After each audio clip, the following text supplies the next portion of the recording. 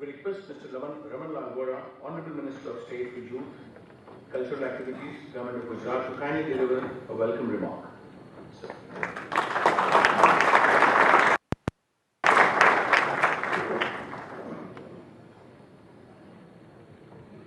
मंच पर विराजमान गुजरात की 6.5 करोड़ जनता के प्रदेश सम्राट आदरणीय मुख्यमंत्री श्री नरेंद्र भाई मोदी साहब, साथ में बैठे हुए सभी अधिकारीगण, उपस्थित सभी भाई और बहनों, आप सभी लोग भली भांति जानते हो कि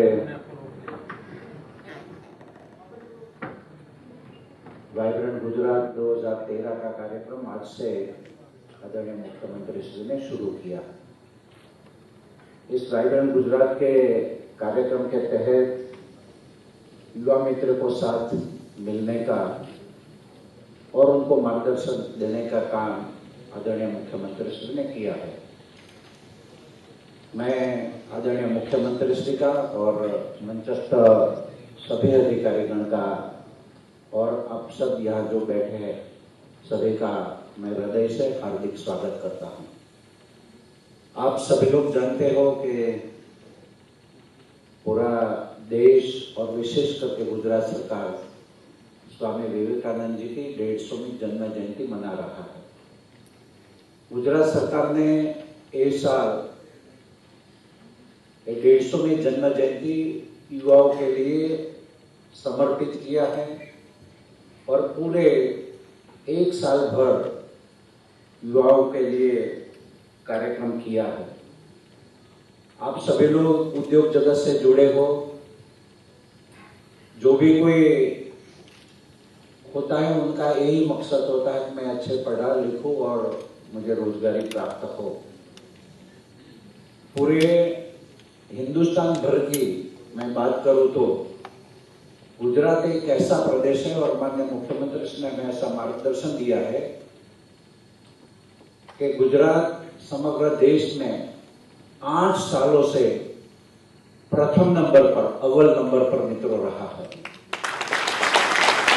ये सिर्फ 8 साल तक अव्वल पर नंबर रहा है, इतना काफी नहीं है।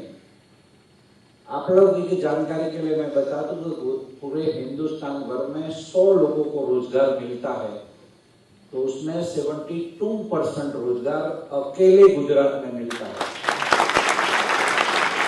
72% गुजरात और 28% में पूरा देश है। आज समझ सकते हो आदरणीय मुख्यमंत्री श्री ने कैसे काम किया होगा। मैं 2001 से थोड़ी बात करूंगा तो 2001 में गुजरात में हमारी 400 कॉलेजेस थी, आज 1700 कॉलेजेस है।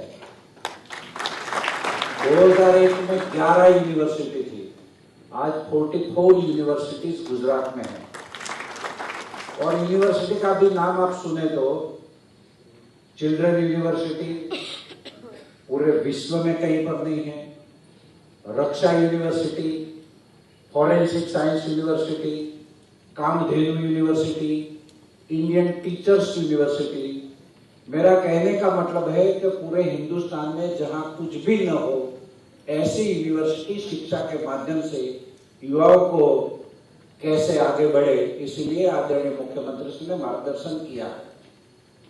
मेडिकल और इंजीनियरिंग कॉलेज की जब बात करें तो 2001 में जितने सीटें थी उससे 4 गुना सीटें गुजरात में बढ़ी है, वो मेडिकल की हो और इंजीनियर की हो। और फिर भी राज्य सरकार की ओर से कई सेल्फ फाइनेंस कॉलेजेस भी गुजरात में आई है, तो जितनी सीटें सेल्फ फाइनेंस कॉलेज की है उनसे ज्यादा सीटों गवर्नमेंट कॉलेज की है, गवर्नमेंट तय करती है। मतलब जो भी गरीब विद्यार्थी हो, कोई मध्यम कक्षा का विद्यार्थी हो, वो अच्छी तरह पढ़ सके, ये राज्य सरकार ने प्रबंध किया है। गरीबों की बात में विशेष करके आदरणीय मुख्यमंत्री श्री के उनके मार्गदर्शन में जिनकी आमदनी एक साल में 2.5 लाख रुपया है, इन सभी बच्चों को हम मुफ्त में पढ़ाते हैं। अभी तक हमने 25,000 से ज्यादा ऐसे युवाओं को इंजीनियर और बनाए हैं कि जिसमें मूत में अपनी डिग्री हासिल की है।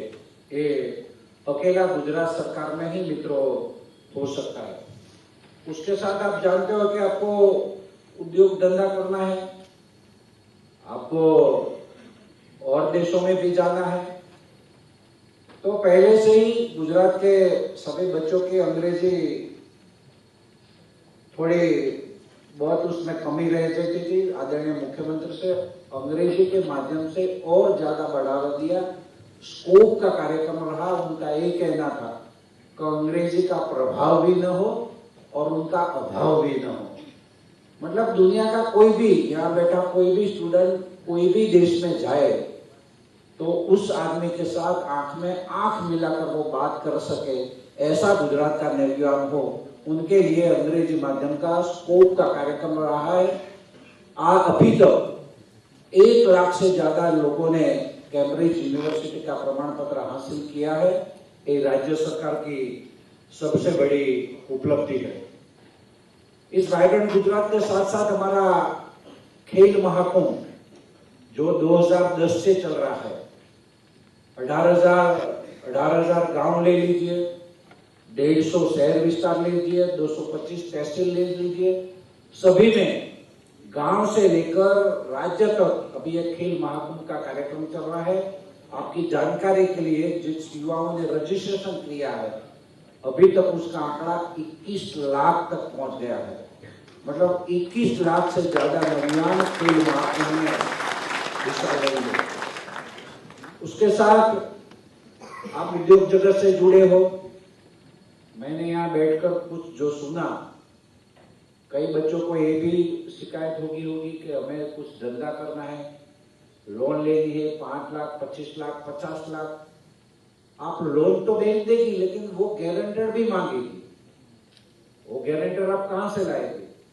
पूरे हिंदुस्तान में नरेंद्र भाई मोदी के शासन में अकेला गुजरात है कि किसी भी बच्चे को 25-50 लाख की जो भी लोन लेनी है और बैंक गारंटर मांगेगा तो गुजरात सरकार उनकी गारंटर होगी।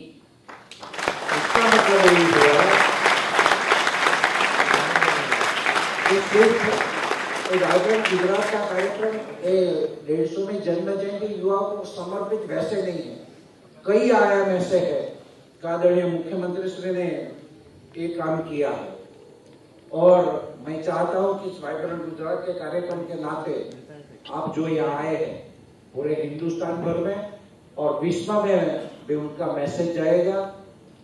दोबारा फिर से आदरणीय मुख्यमंत्री श्री का और आप सभी लोगों का 4 पंक्ति करके मेरा स्वागत प्रवचन पूर्ण करता हूं। एक शायर ने बहुत खूबी से कहा है, आप 2 घर दीप जला देना, आप 2 घर दीप जला देना, हम 100 घर अलग जगाएंगे। आप तिनकों पर चलकर देखो, हम संगीनों पर सो जाएंगे। आप पूरब की आवाज लगाओ, हम सूरज तक ले जाएंगे। आप अंगारों को छू भर लेना, आप अंगारों को छू भर लेना, हम ज्वालाएं पी जाएंगे, हम ज्वालाएं पी जाएंगे।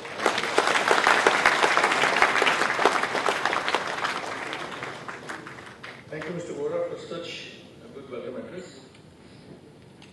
Now I'm going to invite a personality of international repute and a role model for most of the Indians.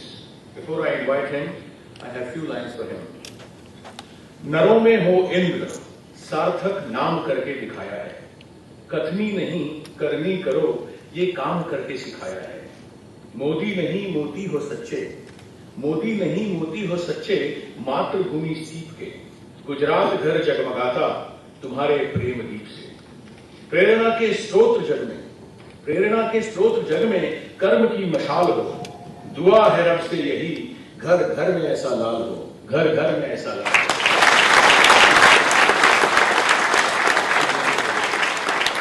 With these lines, I request our beloved and honorable Chief Minister of Gujarat, Shri Narendra Modi ji, to please deliver his keynote address. Ladies and gentlemen, please join our hands together.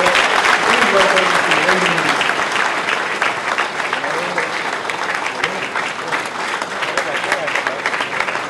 Thank you, Doctor. Thank you, Lord.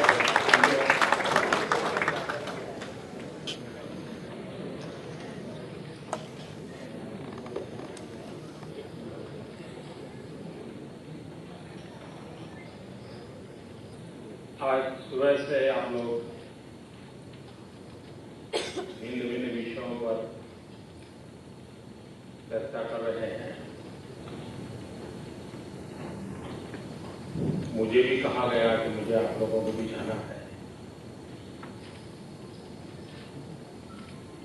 मेरी पहली request आप लोगों से ये है, अगर समय मिले तो या समय निकाल करके इस vibrant Gujarat global investor summit की वेबसाइट पर जाकर के एक बार नजर डालिए। ये पूरा इवेंट, उसका स्केल क्या है, और आपको ताज्जुब होगा और गर्व इस बात का होगा कि हिंदुस्तान का एक छोटा सा राज्य ये इतना बड़ा कमाल कर सकता है, ये आपको विश्वास बढ़ा देगा। ये जैसे सेमिनार चल रहा है मित्रों, इस वाइब्रेंट समिट में ऐसे टोटल 123 सेमिनार चल रहे हैं। यानी विकास से संबंधित सभी पहलुओं को स्पर्श करने का प्रयास। जो लोग विकास की यात्रा में सहभागी होना चाहते हैं, नेतृत्व करना चाहते हैं, कंट्रीब्यूट करना चाहते हैं, उन सबको अवसर भी मिले, मार्गदर्शन भी मिले। आखिरकार सरकार ये क्यों करती है? मान लीजिए हम ये न करते हैं, मैं नहीं मानता कोई नौजवान मुझे पूछता कि मोदी जी आप ये काम क्यों नहीं कर रहे? हिंदुस्तान के कई राज्य हैं जहां ये सब चीजें नहीं होती।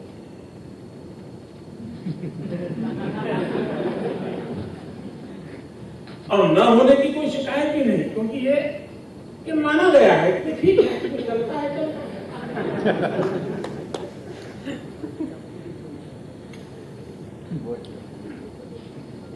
मेरे मन में विचार ये आता है, अगर ये मैं नहीं करता तो कौन करता?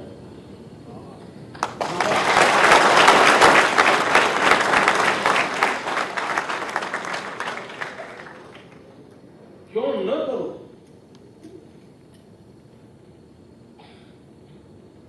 मित्रों, ठहराव ये जिंदगी नहीं है। अगर पानी भी ठहर जाता है तो गंदगी ठहर जाता है, और जिंदगी ठहर जाए तो मुसीबत का दौर।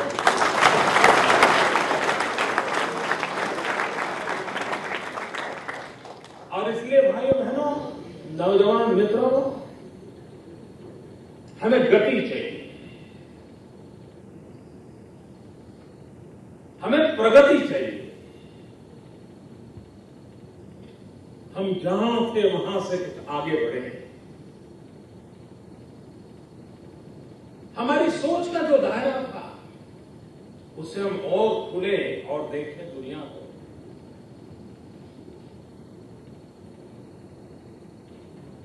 और मेरी ये कोशिश है कि नौजवान मित्रों को ये अवसर मिले,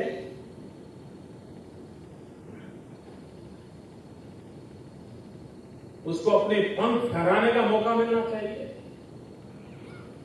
उसे अपने सपनों को साकार करने का अवसर मिलना चाहिए। और इतना ही नहीं मित्रों,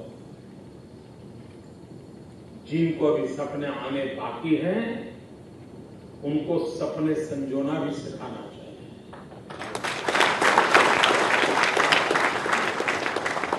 वरना कुछ लोग ऐसे ही होते हैं, चलो कभी मैं पहले यूनिवर्सिटीज में जाकर के नौजवानों से बहुत इंटरेक्शन करता, मुझे मजा आता था, काफी सवाल जवाब करता था, हॉस्टल में चला जाता था, 2-2, 4-4 घंटे उनके साथ बिताता था, पूछता था, बातें करता था। और कभी मैं पूछता था, अच्छा भाई पढ़ाई कर रहे हो, क्या करोगे? नहीं अभी तो बोले ग्रेजुएट होना है। कोई कहता था इंजीनियर, यार ये तो ठीक है हो जाओगे। अब इस पाइपलाइन के अंदर एंटर हुए तो उधर तो निकल नहीं पाए।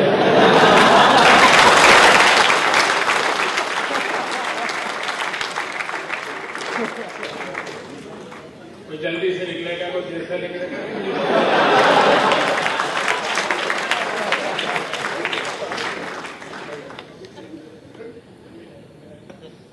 फिर मैं पूछता हूं, कुछ सोचा है? मित्रों, मुझे दुख के साथ कहना है, बहुत कम नौजवान मिलते हैं जिनको पता होता है उसका जीवन किस बात के लिए है, उसको क्या करना है, क्यों करना है, किसके लिए करना है, कब तक करना है, कैसे करना है। ये सारे सवालों के जवाब नौजवानों की उंगलियों पर होने चाहिए। उसको पता होना चाहिए मेरी जिंदगी किस चीज के लिए है। और ये समारोह की हमारी कोशिश ये है कि उसके भीतर एक अर्ज पैदा करना। मित्रों, ऐसा जीवन बहुत रेयरली मिलता है और हम भाग्यवान लोग हैं और मुझसे भी आप ज्यादा भाग्यवान हैं कि हम उस समय इस हिंदुस्तान की धरती पर पैदा हुए हैं जब यह देश दुनिया का सबसे नौजवान देश है। 65% जनसंख्या 35 से नीचे की आयु की है। और मित्रों, एक अनुमान ऐसा है 2020 में पूरे हिंदुस्तान की एवरेज आयु 29 होगी। आप कल्पना कर सकते हैं? आप उद्योग व्यापार जुड़े हुए परिवारों से भी हैं, आपका अपना बैकग्राउंड है, आपको दुनिया के किसी देश में जाने का अवसर भी मिला होगा। आप चीन में जाएं, आप यूरोप में जाएं, आप रशिया में जाएं, जापान चले जाएं। मित्रों, कहीं आप मेट्रो के स्टेशन पर खड़े हैं, आप बस स्टॉप पर खड़े हैं, टैक्सी के इंतजार में कहीं खड़े हैं, कुछ मॉल में गए हैं, आपको ज्यादातर हाथ में लकड़ी लेकर के चलने वाले लोग दिखाई देते हैं। बुढ़ापा है, चारों ओर बुढ़ापा है। 50-100 लोग आपके सामने से गुजर जाएंगे तब कहीं नजर आएगा, हाँ यार कोई नौजवान दिखाई देगा। ये पूरे विश्व का हाल है और हम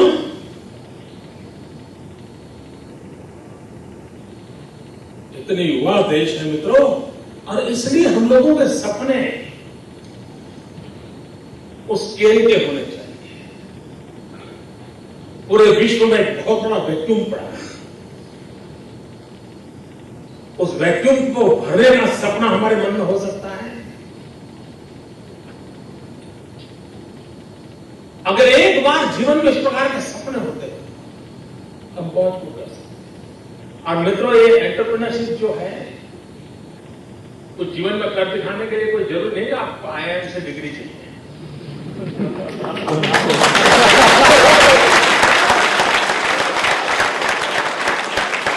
आपको MBA से ये बिना मेल उन चीजों की जरूरत किसी और काम के लिए होती है।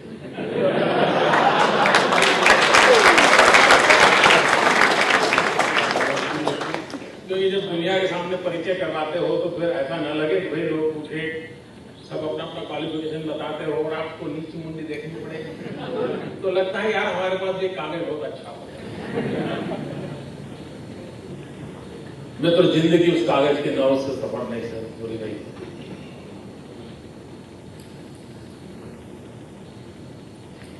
जिंदगी में मकसद को पालने पड़ते हैं, सपनों को संजोने पड़ते हैं। और मैंने ऐसे लोग देखे जो अपने इस कौशल्य के माध्यम से अपनी जगह बना लेते हैं।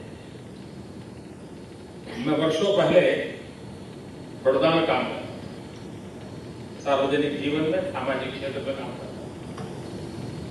तो मैं एक नौजवान से मिला। वो क्या काम करता था? उसने अपने हाथ से लिखे हुए 3-4 कपड़े पर बड़े बैनर लगा करके अलग अलग इलाके में लगाए थे। उस जमाने में तो मोबाइल फोन नहीं था। उसने अपना पता लिखा था। उसके पास लैंडलाइन भी फोन नहीं था। तो मेरा मन कर गया, भाई ये क्या चीज है, जरा अपन देखे तो। मैं उस नौजवान को मिल गया। वो क्या काम करता था? उसने, अगर आपको प्लम्बर की जरूरत है, अगर आपको किसी कारपेंटर की जरूरत है, कोई छोटा मोटा रिपेयरिंग के लिए किसी आदमी की जरूरत है, आपको कुक की जरूरत है, तो वो कहता था कि आप मेरा संपर्क कीजिए, मैं आपको इस प्रकार के लोग ला करके दे दूंगा। एक प्रकार का सर्विस सेक्टर उसने शुरू किया था। जो लोग नौकरी खोजते थे वो भी उनके पास जाते थे, देखिए साहब मुझे कुकिंग आता है, कोई काम हो तो बताना। अब वो सिर्फ एक मीडिएटर बना, सामान्य समझ का वो व्यक्ति था, लेकिन देखते ही देखते वो अच्छा सर्विस प्रोवाइडर बन गया। अब ये मैं बात बताता हूं 78-79 के काल में। मित्रों, अभी मुझे एक बहुत बड़ा इंडस्ट्रियल हाउस के एक सज्जन मिले थे। वो कह रहे थे, हम दिल्ली में एक कंपनी बना रहे हैं और हमारी कंपनी सर्विस प्रोवाइडर के रूप में काम करने वाली है। उनका जब मैंने मॉडल सुना, वो जो बिल्कुल अनपढ़ बच्चा जो अपने हाथ से नीचे 4 बैनर लगा करके बैठा था, 30 साल पहले बैठा था, उसके और इस बड़ी कंपनी के मॉडल में कोई अंतर नहीं था। इसका मतलब ये हुआ कि सामान्य व्यक्ति के पास कोई समझ नहीं। मैं एक ऐसे नौजवान को जानता था जो खुद बेरोजगार था, लेकिन लोगों को रोजगार देता था।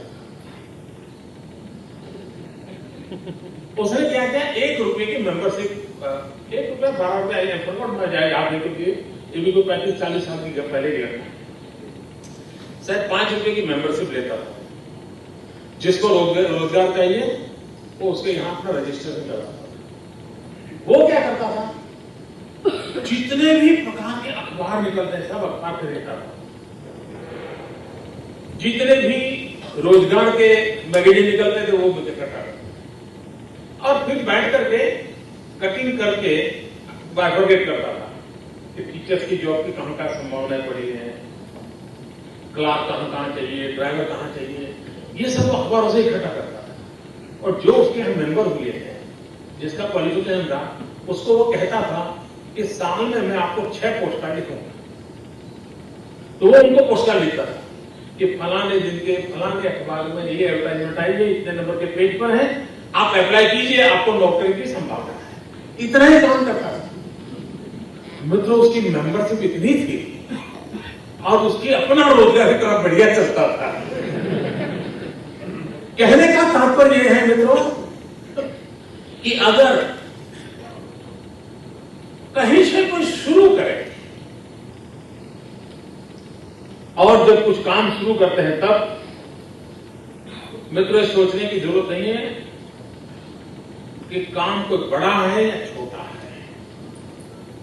हमारे देश की एक सबसे बड़ी समस्या यह है कि हमने श्रम को बुरा माना। जब तक व्हाइट कॉलर जॉब नहीं है, जब तक व्हाइट कॉलर एक्टिविटी नहीं है, हमें लगता है मैं जिंदगी में कहीं पीछे रह गया। और ये हमारी सोच का हिस्सा है। हमारे घर में अगर कोई ऑटो रिक्शा वाला आया, बेचारे के फटे टूटे गंदे कपड़े हैं, और हमारी मां को पूछता है कि भाई साहब घर में है क्या, तो मां कहेगी नहीं अभी नहीं, कोई टाइम है क्या पूछने गया, तो चलो चलो भागो। लेकिन उसी समय कोई कोट पैंट टाई पहन करके आया और पूछता है भाई साहब है, अरे आइए भाई कहां से बैठे। तो ये हमारा देखने का नजरिया है समाज के नाते, कि समाज के इस प्रकार के लोग हैं, इस प्रकार के काम को हमने बुरा माना है। और ये हमारी विकास यात्रा की सबसे बड़ी रुकावट है। जब तक हम श्रम एवं जयते इस काम का भी गर्व न करें मित्रों, तब तक हम स्थितियों को बदल नहीं सकते। मैंने ऐसे कई उद्योग जगत के परिवार के लोगों को देखा है, उन्होंने अपने बच्चों को बड़े लालन पालन से बड़ा किया। स्कूल जाते थे तो दुनिया की महंगी से महंगी कार में उनको छोड़ने जाते थे। बच्चा स्कूल जाता था तो नौकर स्कूल के बाहर पूरा समय बाहर खड़ा रहता था, इतनी उनको ट्रीटमेंट मिलती थी।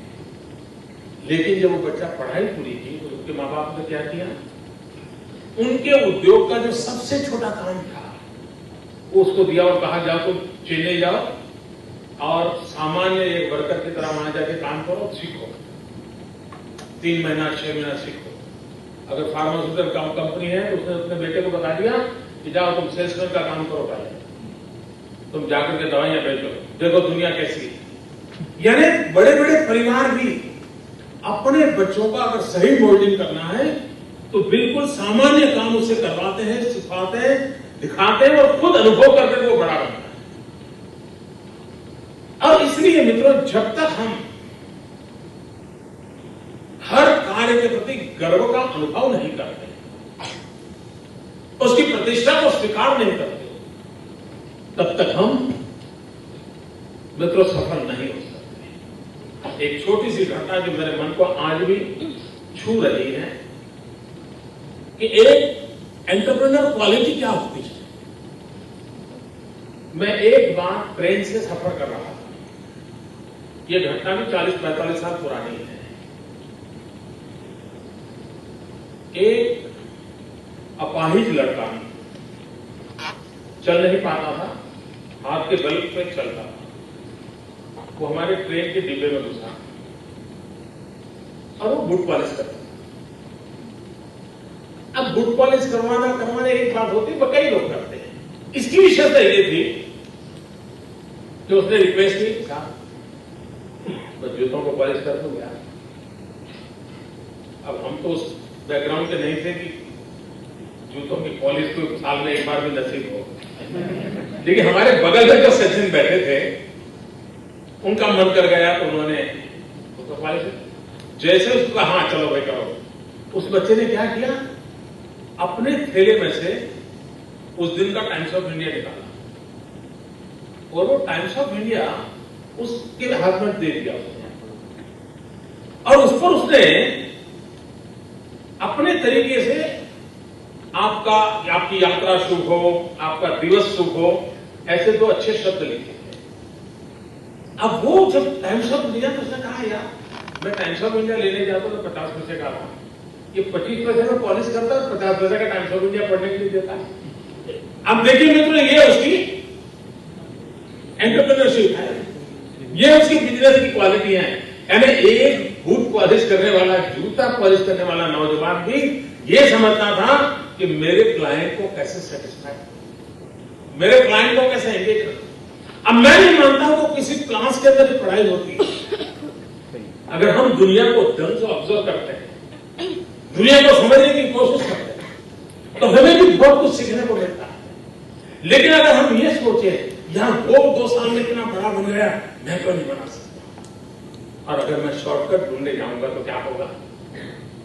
मित्रों, ज्यादातर नौजवान लोगों की विफलता का एक सबसे बड़ा कारण होता है जल्दबाजी। वो शॉर्टकट खोजता है, उसको लगता है यार ये मेरा पड़ोस वाला मेरे साथ पढ़ता था, वो 2 साल में यहां से यहां पहुंच गया, मैं क्यों रह गया। और सारी समस्या का प्रारंभ वहीं से शुरू होता है, वहीं से शुरू होता है। वो कैसे चला गया, मैं कैसे रह गया। और तब मैं खुद को देख ही नहीं पाता हूं, मेरे भीतर नहीं जोड़ता हूं, मेरी संभावनाओं को नहीं देखता हूं, मेरी सामर्थ्य को नहीं जानता हूं।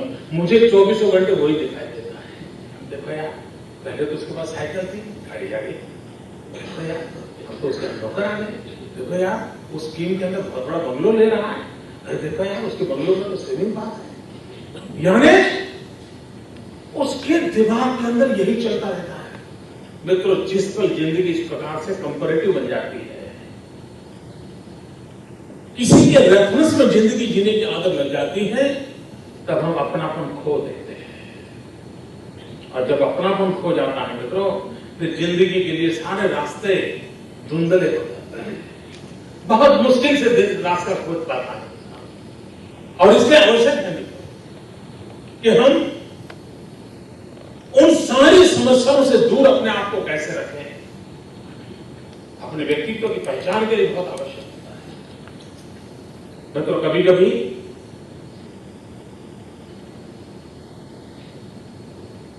हमें छोटे दायरे में जीवित रहते हैं।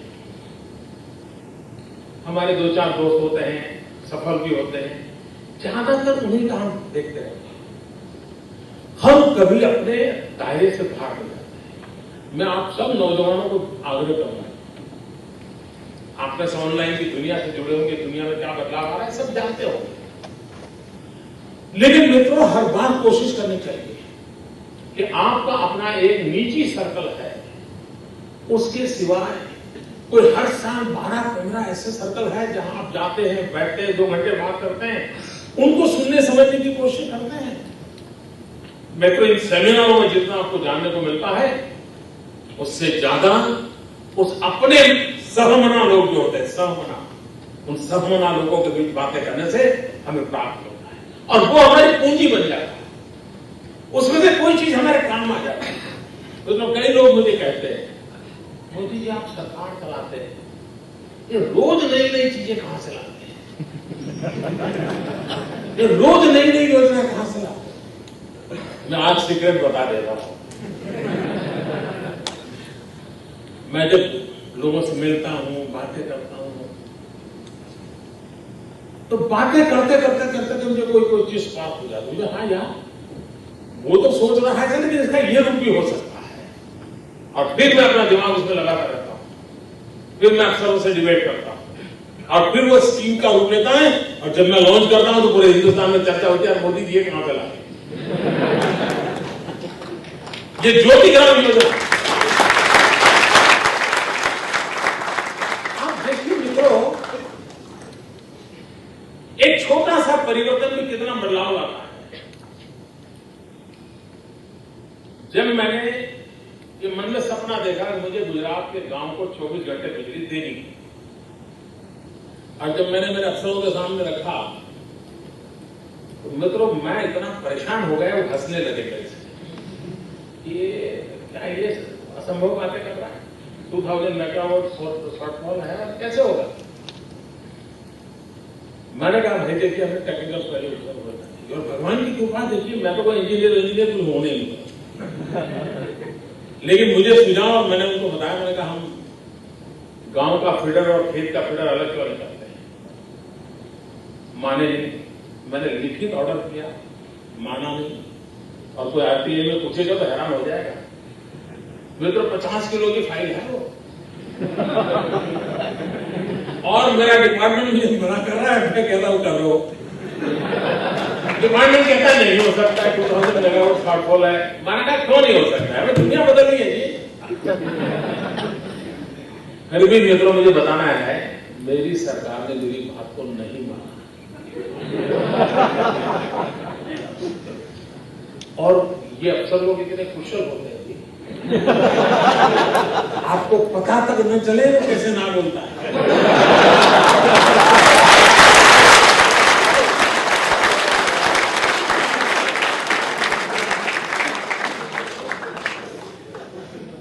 अब तो मुझे 12 साल हो गए, तो मुझे सब पता चला।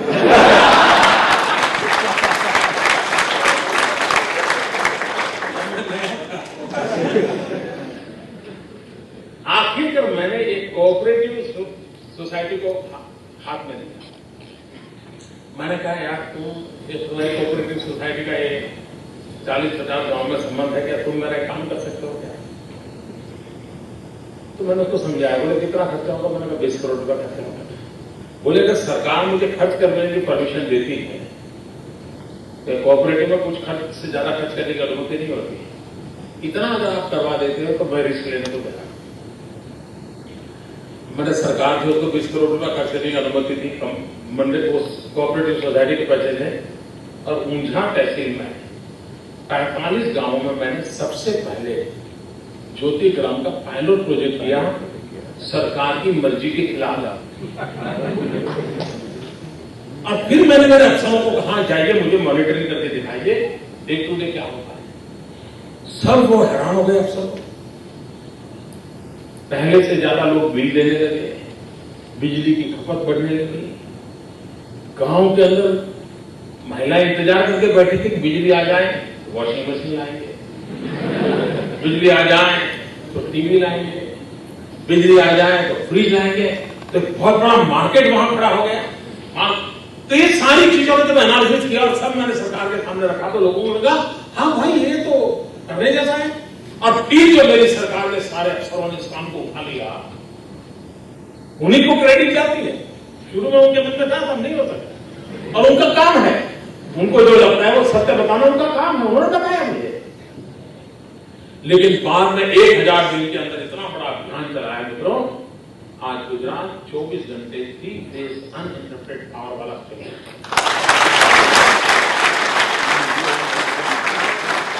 लेकिन ये बिजली सिर्फ टीवी देखने के लिए काम आएगी तो क्या मतलब है? 24 घंटे न्यूज देखता रहेगा, फिर वो भी सोचेगा मैं भी न्यूज बनाऊं।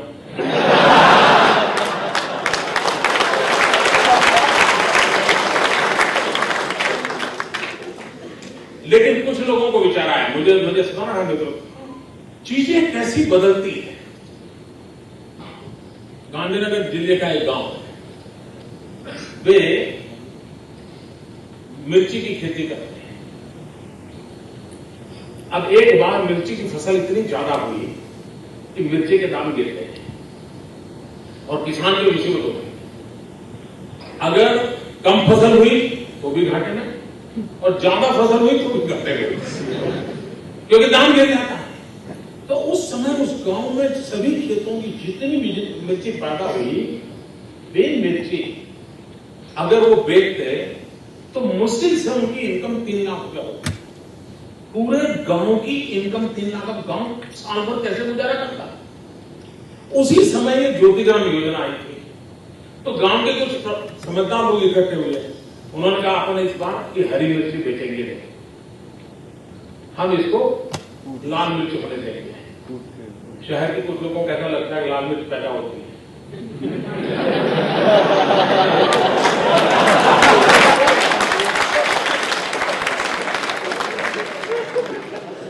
और उन्होंने कहा ये बिजली आई है तो हम कसर भी लाएंगे, हम एक पीसने वाली घंटी ले आएंगे। मित्रों, उन्होंने उस समय वो हरी मिर्च बेची नहीं, उसको लाल मिर्च होने दिया। फिर उसका ज्योति ग्राम बिजली का लाभ उठा करके घंटी ला करके क्रश करके लाल पाउडर बनाया मिर्ची का, और फिर प्लास्टिक के बैग में पैक किया और फिर बेचा। तो उस गांव को इनकम 18 लाख रुपया।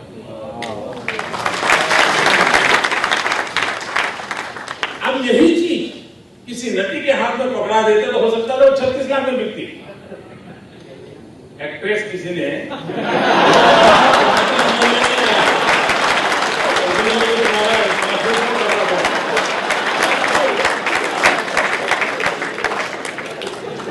और वो अगर वो बात को बैठती तो 36 लाख आते। मित्रों, यही तो एंटरप्रेन्योरशिप है। अपनी चीजों का मार्केट कैसे खड़ा करना, चीजों का समय देखते हुए बदलाव कैसे लाना, यही तो विशेषता है। और इसलिए अगर हम आंखें खुली रखते हैं, चीजों को समझने की कोशिश करते हैं, और हम छोटे से भी क्षेत्र में वहां के लोगों की रिक्वायरमेंट क्या है, उस रिक्वायरमेंट को पूरा करने की दिशा में प्रयास करें, मित्रों आपको प्रगति से कोई रोक नहीं सकता है। लेकिन अगर आप अपने दिमाग के सपनों को किसी चौखट में फिट करने की कोशिश करोगे तो आपके सपने सपने ही रह जाएंगे। अगर आप धरती से जुड़ी हुई चीजों के साथ अपने सपनों को जोड़ेंगे तो आप। मित्रों देखिए, गुजरात का एनालिसिस करने जैसा है। आप में से अधिकतर नौजवान गुजरात के होंगे। मित्रों, हम एक ऐसा प्रदेश है जिस प्रदेश के पास मिनिमम रॉ मटेरियल है।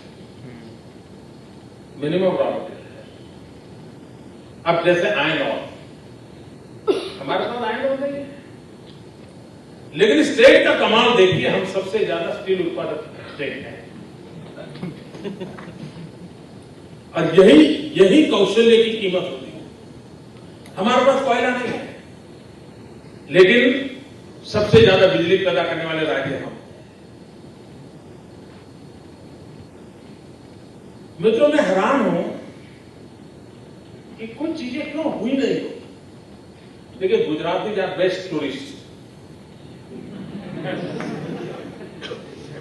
But Gujarat was never a tourist destination.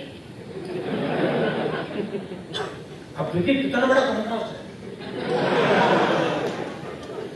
और गुजराती का टूरिस्ट के नाते गुजराती की पहचान देखिए साहब, वो दुनिया के किसी भी देश में गया होगा, 5 स्टार होटल में ठहरा होगा, लेकिन जब भोजन के लिए जाएगा तो डिब्बा खोल करके थेपला निकालेगा।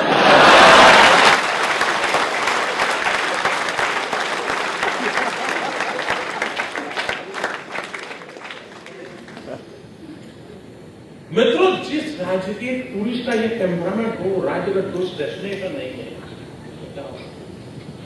मित्रों, इन चीजों को किया जा सकता है और थोड़ा सोचना चाहिए। बस कैसे होता है। मैं यहां कोई गुजरात सरकार की वाहवाही करने के लिए नहीं आया। मैं सिर्फ घटनाओं के माध्यम से आपके अंदर एक नया विश्वास पैदा करना चाहता हूं। मैं आपके विजन को खोलना चाहता हूं, इसलिए मैं कोशिश करता हूं। ये अमिताभ बच्चन, हमारे क्या नाता हूं उसका,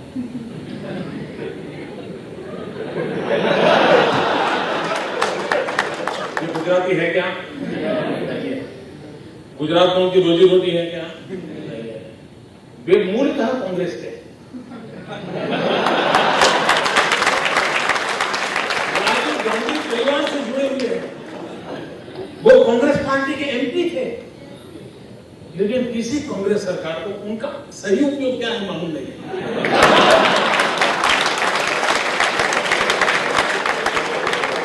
अब यहां एंटरप्रेन्योरशिप शुरू होती है।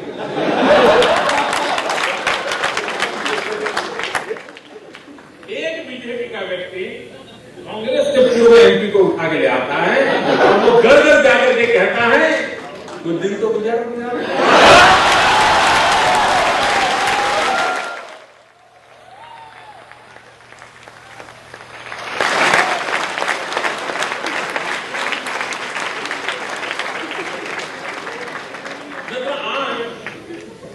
अभी भी हमारा रणोत्सव चल रहा है कच्छ में। आपको मौका मिले तो मैं आग्रह करूंगा, जरूर जाइए। इस साल नहीं जा सकते तो अगले साल जाइए। मित्रों, ताजमहल चांदनी रोशनी में ताजमहल देखने की बातें बहुत सुनी होगी, लेकिन मैं दावे से कहता हूं मित्रों, आपने चांदनी रात में कभी सफेद रंग कैसा होता है कल्पना नहीं की होगी। उस सौंदर्य को देखिए दोस्तों। और मैंने उस चीज को किया कि सफेद रंग मेरे मुख्यमंत्री बनने का नहीं आया। कच्छ के लोगों को भी मालूम नहीं था कि उनके पास इतना बड़ा विरासत पड़ी हुई। आज मित्रों, करोड़ों रुपयों का बिजनेस ये रण फेस्टिवल के कारण होगा। गरीब से गरीब आदमी को रोजी रोटी मिल रहे हैं, हैंडीक्राफ्ट दिख रहा है, रिसोर्ट छोटे मोटे रिसोर्ट शुरू हो गए। लोगों ने अपने घर के अंदर होम स्टे के लिए व्यवस्था कर दी, कमरा बना दिया, वेस्टर्न स्टाइल टॉयलेट बना दिया, चद्दर कैसे बिछाना सीख लिया। और फिर वो कहता है अरे हमारा बाजरे का रोटला खाओ। वो भी कहता है यार ठीक है, हमको एक बार वो बाहर का नहीं खाना, बाजरे की रोटी खाएंगे। बाहर खाना 30 रुपए मिलता होगा, बाजरे की रोटी का 100 रुपए देता। मेरा कहने का तात्पर्य है कि हम चीजों को बदल सकते हैं। अब ये सापुतारा तो आपने भी सुना होगा, कभी मन करता था जाने का। जब हमारे अमिताभ बच्चन ने जाके कह दिया गुजरात की आंख का तारा सापुतारा, लोगों को सब बुलाते हैं मेरी आंख। मित्रों, वहां जो मेरा ट्राइबल है, वो ट्राइबल मक्के का जो डोडा बोलते हैं गुजराती, वो 10 रुपए में बिकता है। 10 रुपए में कोई खरीद करने वाला नहीं था। जैसे ही वहां ये समर फेस्टिवल हम करने लगे, लाखों लोग आने लगे, टूरिज्म बढ़ने लगा, वो 36 रुपये में अपना वो मक्के का डोडा बेचा। उसको भी समझ आता था, हाँ आप अब कीमत आएंगे। यानी मित्रों देखिए समय कैसे व्यक्ति को बदलता है। अगर हम लोगों के दिलो दिमाग में, अगर हमें व्यापार के क्षेत्र में जाना है, उद्योग के क्षेत्र में जाना है, एंटरप्रेन्योर के रूप में अपने आपको प्रस्तावित करना है, तो मित्रों अपने अगल बगल से बहुत सी चीजें हम सीख सकते हैं, हम जान सकते हैं और हम अपनी जगह बना सकते हैं। और मित्रों मैं नौजवानों से चाहूंगा, आपके मन में एक सपना होना चाहिए। ठीक है, जितने दिन जरूरत पड़ेगी नौकरी करनी पड़ेगी, करूंगा। ऐसा कभी व्रत मत लीजिए, नहीं मैं तो नौकरी करूंगा ही, ऐसा भी मत लीजिए। लेकिन मेरा जिंदगी का मकसद नौकरी पाना कम है, अनेक लोगों को नौकरी देना, ये मेरे जिंदगी का।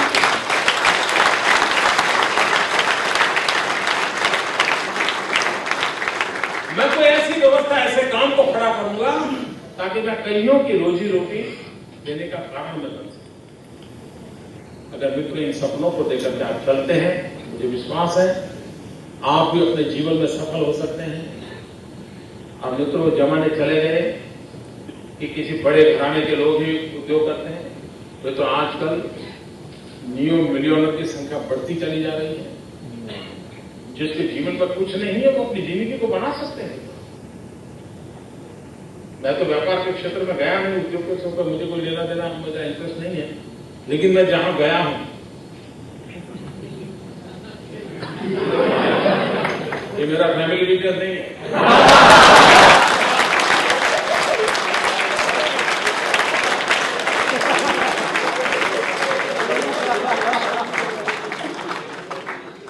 और मैं फर्स्ट जनरेशन हूं, लास्ट जनरेशन हूं।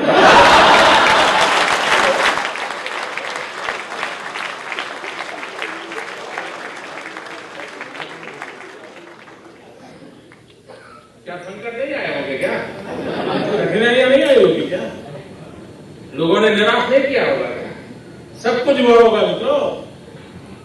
लेकिन कामना खुदा से लंगर उठा दे, हम तो खा के जीत गए।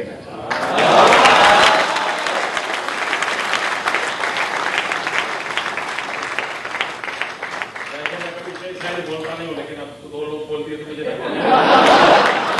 मैं नहीं कहूंगा तो लगेगा कि बुद्धू है। खैर मित्रों अच्छा लगा नौजवानों से मिलकर के, मेरी शुभकामना है आपको। मेरी आपसे प्रार्थना है आप समय निकाल करके खुद भी, अपने दोस्तों को भी, परिवार के स्वजनों को भी ये जो एग्जीबिशन लगा है इसको जरूर देखिए और सरसरी नजर से मत देखिए, स्टडी करने के रूप में देखिए। 5 दिन पूरा जाओगे आप वहां, तब भी पूरा नहीं होगा, लेकिन 5 दिन में आप वो देख पाओगे जो शायद कोई यूनिवर्सिटी आपको 5 साल में नहीं दिखा पाएगी, कोई मैनेजमेंट स्कूल इतना नहीं दिखा पाएगी उतना आपको मिल सकता है। वहां सवाल पूछिए, वहां जानकारी लीजिए, आपकी मतलब की चीजों में डिबेट कीजिए, आपको बहुत सी चीजें मिलेगी। और मित्रों ये सरकार इतना पसीना बहा रही है, मेहनत कर रही है, वो सिर्फ आपके लिए है। मेरे गुजरात का हर नौजवान अपने सपनों को संजोए, सपनों को सिद्ध करे। ये सपना मेरा है, आपके सपने पूरे हो, यही मेरा सपना है। और इसलिए मुझे मित्रों आप कभी मुझे निराश मत करें, कहीं ऐसा न हो कि आपका सपना अधूरा रह जाए और मैं निराश हो जाऊं। तो आप संकल्प के साथ थोड़ी मेहनत कीजिए। मित्रों एक कमी मुझे हमेशा महसूस होती है, आप में से तो ऐसे लोग नहीं होंगे तो शायद बताएंगे नहीं। कुछ लोग ऐसे होते हैं उनको इतने सपने आते हैं, कोई हिसाब ही नहीं। सुबह अगर उनको हॉस्पिटैलिटी बिजनेस वाला मिल गया तो दिन भर उसका दिमाग करता है यार ये बहुत बड़ा बिजनेस, ऐसा कर सकते हैं, ऐसा कर सकते हैं, ये कर सकते हैं, वो कर सकते हैं। दूसरे दिन को टेक्सटाइल मिल वाला मिल जाए, हाँ यार तो मित्रों, सफलता की पहली सीढ़ी में बताना चाहता हूं।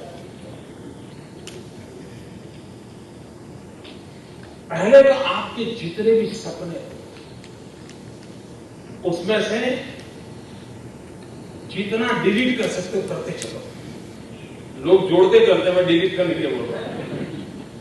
और कहीं पर फोकस कीजिए, किसी एक जगह पर आकर के रुक जाइए और ये देखिए कि आपका सपना इच्छा में परिवर्तित हुआ है नहीं।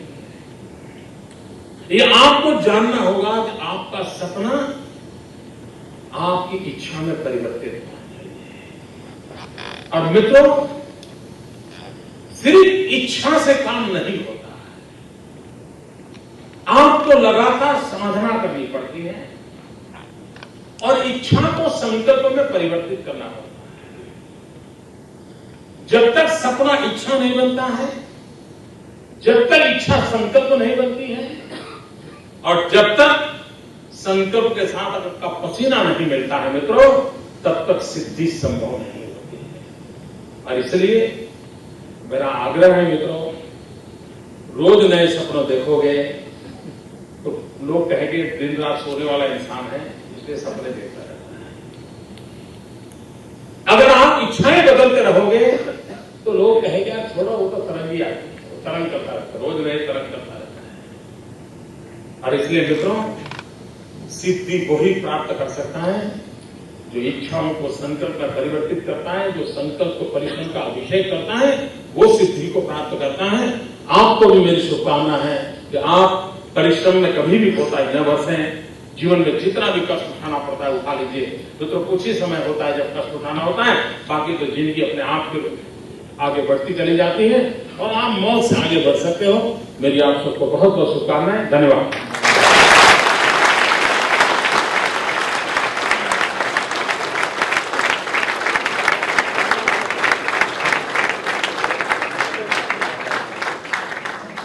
Thank you very much, sir, for such a motivating and thought-provoking address. Friends, तालियां तो आपने बजाई, बट मेरे ख्याल से जिस तरह से मोटिवेशन मोदी जी ने हमको दिया है, उसके लिए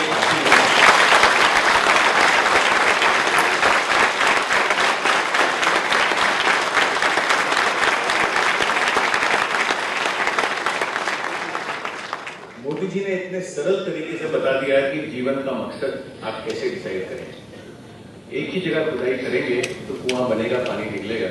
रोज नई जगह खुदाई करेंगे तो कभी जिंदगी में आपका सपना पूरा नहीं होगा और आप ऐसे ही रह जाएंगे। With this, now we request Mr. Bhagesh Jha, Secretary Youth and Culture, Sports, Government of Gujarat, to please felicitate Honorable Chief Minister of Gujarat, Shri Narendra Modi ji, with a memento.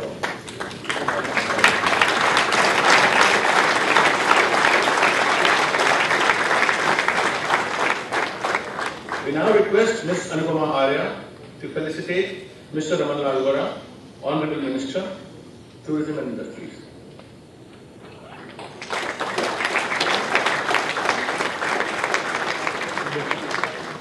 And now we invite Ms. Anupama Arya, National Chairman, Young Indians and Managing Director, Hutch Fund, and co-founder, Angel Investors Consortium, to deliver the concluding remarks. Ladies and gentlemen, please welcome Ms. Anupama Arya.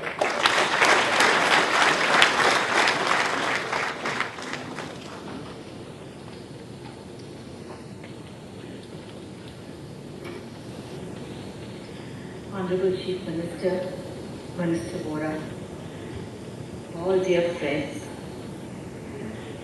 what a day it has been. Through our various sessions, we heard many inspirational stories.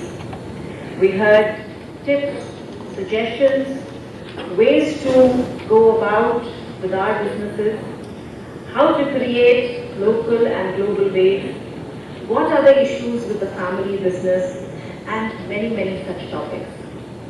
But what came across from all the sessions, cutting through the various detailed messages, was the spirit of youth and the spirit of entrepreneurship.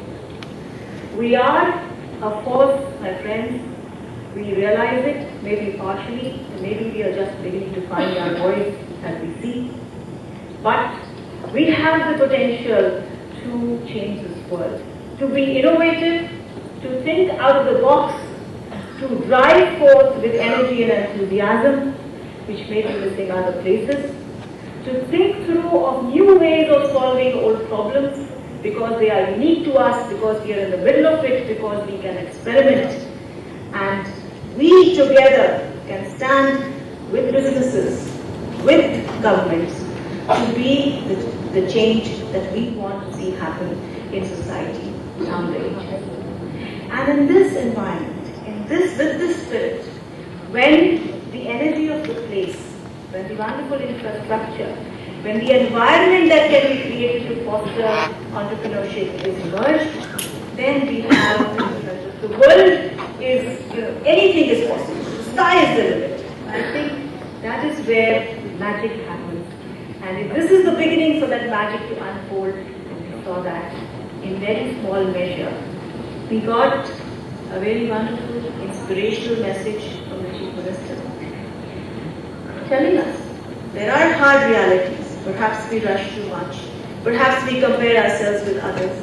Perhaps our own individual compass has to find a direction. But we have the potential to overcome these challenges within us and the ones which environment presents to us. And together we can forge ahead as no one else has been. It has not been possible for anyone else to do. So let us friends create this new world order together. And with this, I would like to thank all of you and our Honorable Chief Minister, Minister Vora,